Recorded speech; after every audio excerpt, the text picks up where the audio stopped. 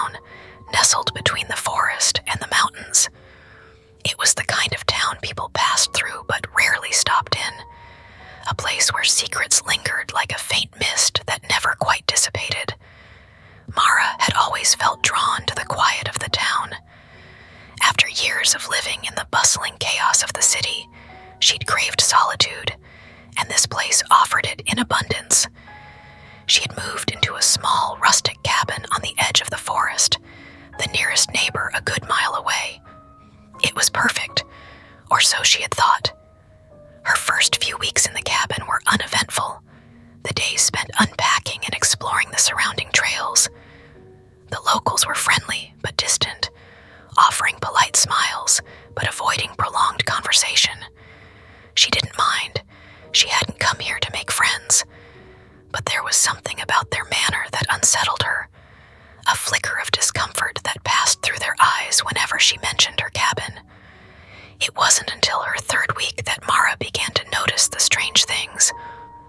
At first, it was small and easily dismissed.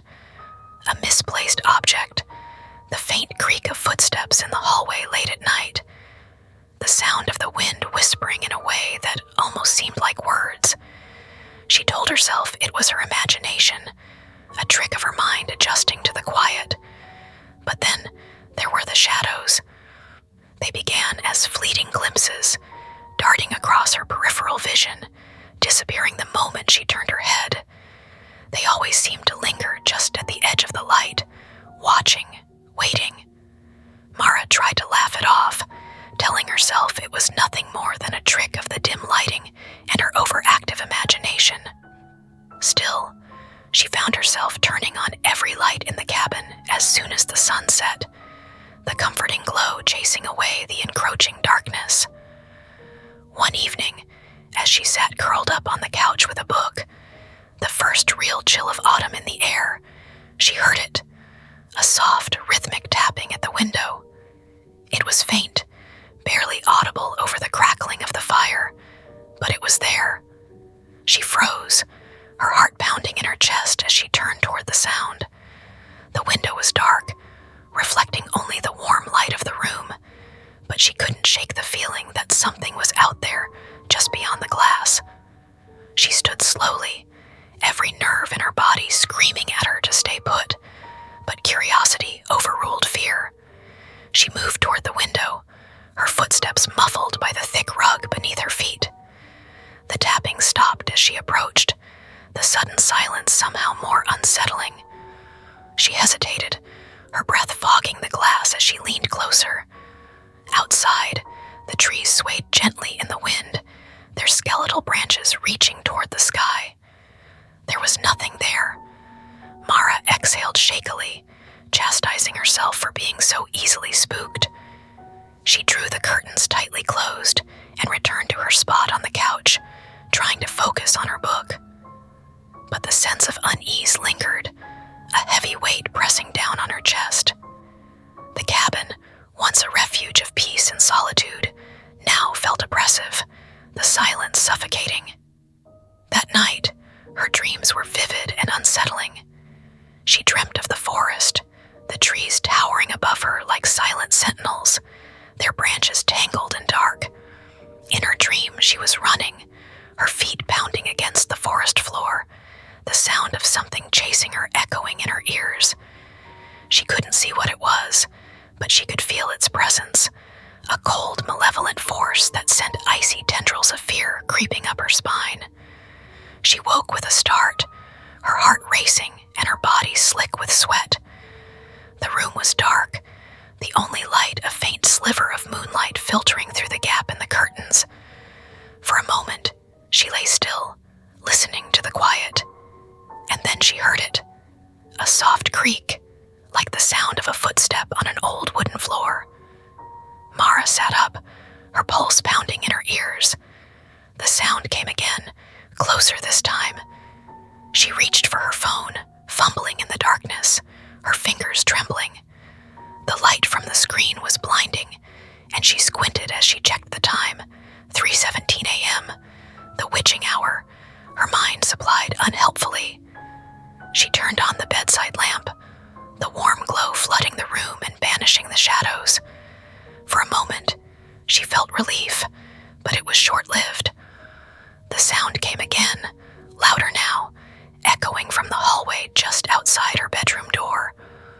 Summoning her courage, Mara grabbed the heavy flashlight she kept by her bed and crept toward the door.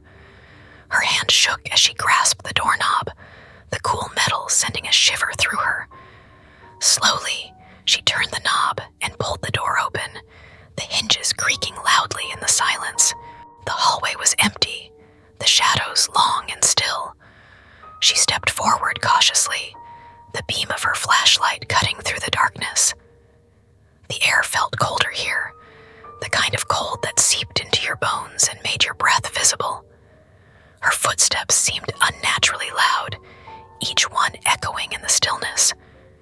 She checked every room, her fear mounting with each empty space. The kitchen, the living room, the bathroom. There was nothing, no sign of anyone or anything. But the sense of being watched was overwhelming, an invisible gaze that followed her every move. As she turned to head back to her bedroom, something caught her eye, a faint movement at the edge of her vision. She whipped the flashlight toward it, her breath hitching. For a moment she saw it, a shadow darker than the rest, standing at the far end of the hallway. It was tall and impossibly thin, its edges blurred as though it were part of the darkness itself. Mara froze, her mind racing. The shadow didn't move, but its presence was suffocating, a heavy, oppressive weight that made it hard to breathe. She wanted to run, to scream, but her body refused to obey. The shadow seemed to shift, leaning slightly toward her, its form rippling like smoke, and then it was gone. The hallway was empty, the shadow still once more. Mara stumbled back to her bedroom, slamming the door shut and locking it. She sat on the edge of the bed, her flashlight clutched tightly in her hands, her entire body trembling. The cabin was silent, but the sense of unease remained, a lingering reminder that she was not alone. Mara sat on the edge of her bed, her knuckles white as she gripped the heavy flashlight. The silence in the cabin was deafening, broken only by the faint sound of her own uneven breathing. The shadows in the corners of the room felt alive, shifting imperceptibly, as though waiting for her to let her guard down. She glanced at the clock, 4:03 a.m. The minutes crawled by like hours, the oppressive weight of the darkness making it impossible to relax. She didn't dare turn off the bedside lamp, its weak glow the only thing keeping the encroaching shadows at bay. Sleep was out of the question.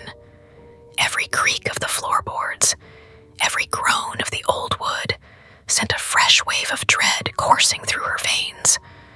As the first faint light of dawn began to filter through the curtains, she allowed herself to breathe a little easier. The sunlight didn't banish her fear, but it dulled the edges, making the previous night feel like a bad dream. She convinced herself that her mind had been playing tricks on her, that the shadowy figure in the hallway was nothing more than a figment of her imagination. But deep down, she knew better. By mid-morning, the unease had returned. The sunlight streaming through the windows felt cold, lifeless, as though it had been drained of its warmth. Mara couldn't shake the feeling of being watched, a prickling sensation at the back of her neck that made her constantly glance over her shoulder. She busied herself with small tasks, trying to ignore the growing sense of dread that seemed to cling to the air like a thick fog. It wasn't until she stepped outside to gather firewood that she noticed the footprints. They were faint, almost imperceptible in the soft earth near the back of the cabin. At first, she thought they might be her own from the day before, but as she studied them, a chill ran down her spine. The prints were larger than hers, and they led toward the forest, a trail of deep, deliberate impressions that disappeared into the shadows of the trees. Her stomach twisted. She hadn't seen anyone, hadn't heard anyone, who or what had been near her cabin in the dead of night. The forest, usually a source of peace and tranquility, now felt menacing. The towering trees cast long, jagged shadows, their branches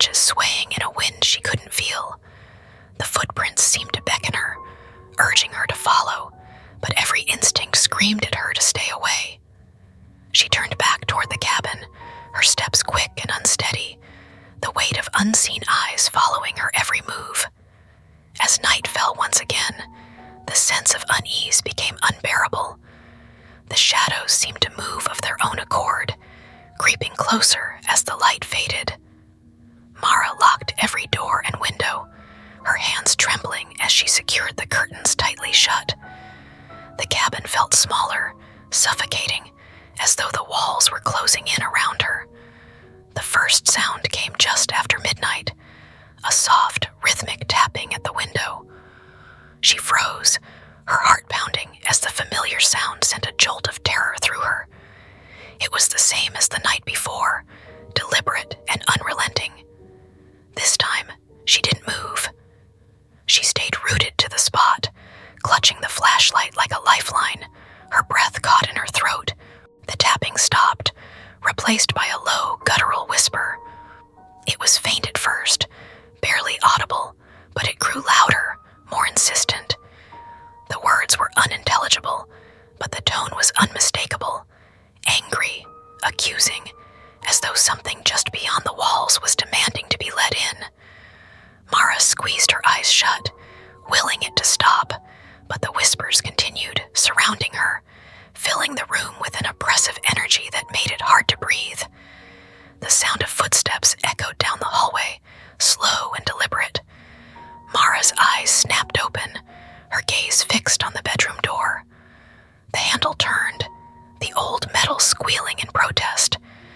She held her breath, her body frozen with fear as the door creaked open, revealing the dark, empty hallway beyond. The air in the room grew colder, the temperature plummeting as a figure emerged from the shadows. It was the same as before, tall and impossibly thin, its form blurred and indistinct. But this time, its presence was undeniable, the weight of its gaze pressing down on her like a physical force.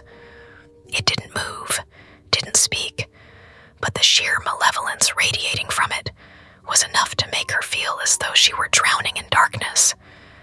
Mara's grip on the flashlight tightened. She wanted to run, to scream, to do anything but sit there, paralyzed by fear. But her body refused to obey, every muscle locked in place as the figure took a step forward. The floorboards groaned beneath its weight, the sound echoing in the suffocating silence. It stopped just inside the doorway, its head tilting at an unnatural angle as though studying her. The air around it seemed to ripple and distort, the shadows stretching and twisting as though alive. The whispers returned, louder now, filling her ears with a cacophony of voices that spoke in a language she couldn't understand. And then, it spoke. The voice was unlike anything she had ever heard, deep, resonant, and filled with an otherworldly malice.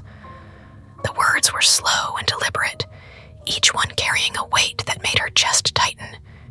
It called her by name, the sound of it sending a shiver down her spine. She didn't remember moving, didn't remember how she ended up outside in the cold night air. Her legs carried her away from the cabin, her breath coming in ragged gasps as she stumbled through the dark forest. The trees loomed above her, their branches reaching out like skeletal hands, snagging at her clothes and hair.